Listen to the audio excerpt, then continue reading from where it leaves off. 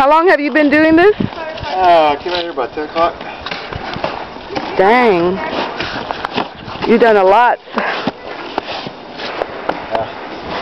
I got tired of walking all the way down to see that there's 2 piles there.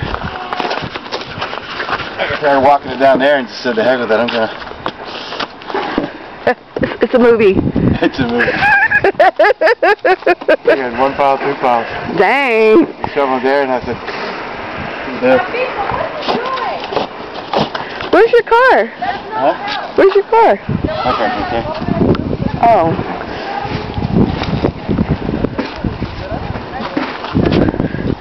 I can't believe the sun is out. And it's nice.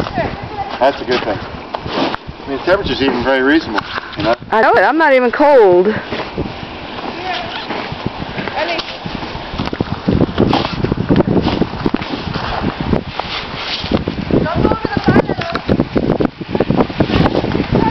I bet you're going to be sore tomorrow. Went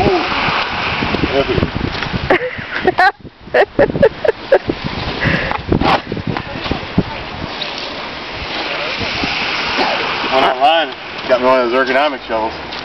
Hopefully it'll be here before the next snowfall.